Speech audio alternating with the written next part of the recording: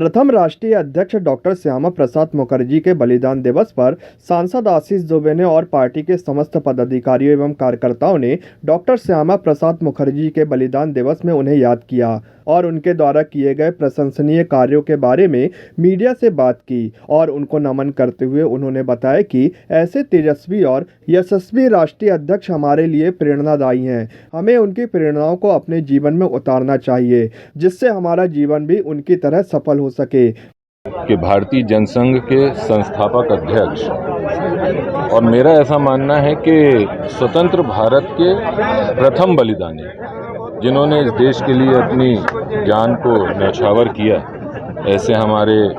भारतीय जनसंघ के संस्थापक राष्ट्रीय अध्यक्ष डॉक्टर श्यामा प्रसाद मुखर्जी जी की आज बलिदान दिवस है, पुण्यतिथि है। और हम सभी जानते हैं कि भारत को एक रखने में स्वतंत्रता के बाद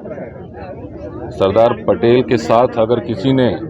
जम्मू कश्मीर और बंगाल को बचाने का जो प्रयास किया, अगर आज लोग जम्मू कश्मीर की बात तो करते ही और निश्चित रूप से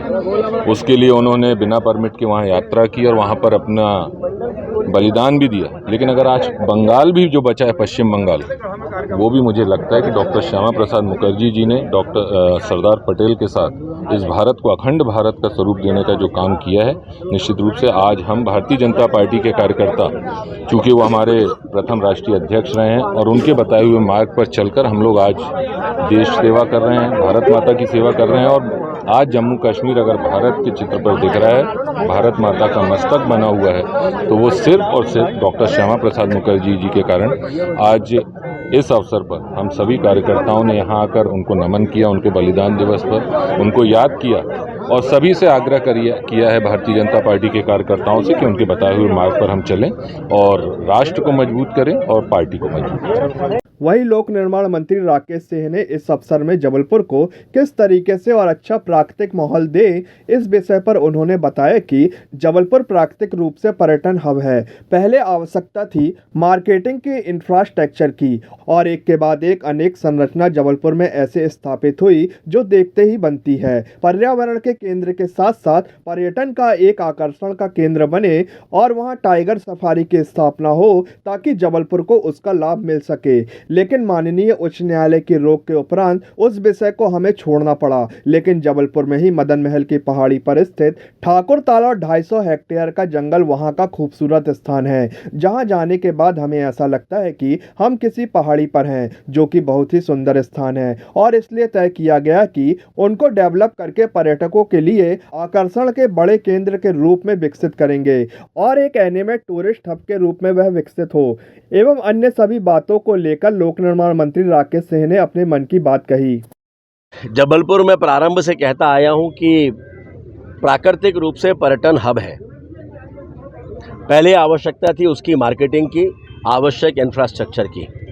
और एक के बाद एक अनेक संरचनाएं जबलपुर में ऐसी स्थापित हुई। लगभग 18 वर्ष पहले, 19 वर्ष पहले या 20 वर्ष पहले डुमना नेचर पार्क मैं ऐसी सोच के साथ लेकर आया था कि इसे एक पर्यावरण के केंद्र के साथ साथ पर्यटन का एक आकर्षण का केंद्र बने और वहाँ टाइगर सफारी की भी स्थापना हो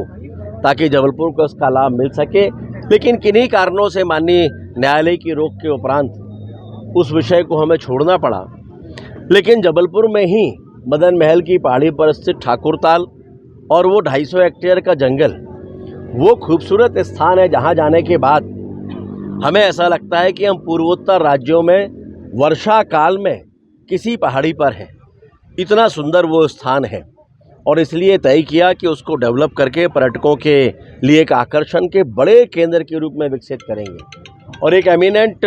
टूरिस्ट हब के रूप में वो विकसित हो। वहाँ पर हम डुमना में अगर टाइगर सफारी नहीं बना पाए तो माननीय मुख्यमंत्री जी से चर्चा हुई है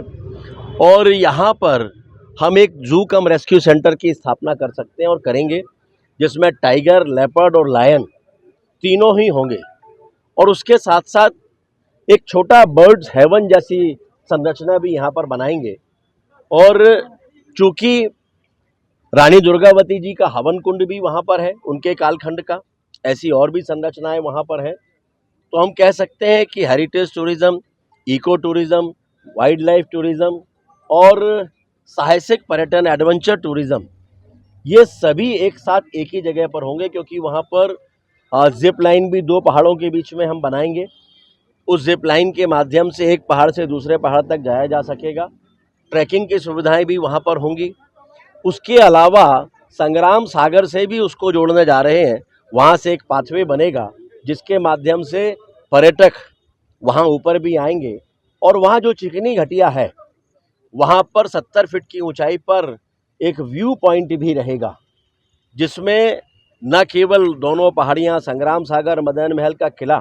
बल्कि जबलपुर के बड़े हिस्से को भी वहाँ से बहुत खूबसूरत तरीके से देखा जा सकेगा। और इसके साथ साथ अनेकों वहाँ पर स्थान ऐसे डेवलप करेंगे जो व्यू स्पॉट के रूप में होंगे, जहाँ पर्यटक बड़ी संख्या में आएंगे। किसी भी तरह से प्राकृतिक संरचना को नुकसान पहुँचाए बिना उसका डेवलपमेंट होगा। और विश्वास रखिए, मेरा मानना है कि मध्य भारत के सबसे खूबसूरत पर्यटन स्थलों में से वो एक बनने वाला है।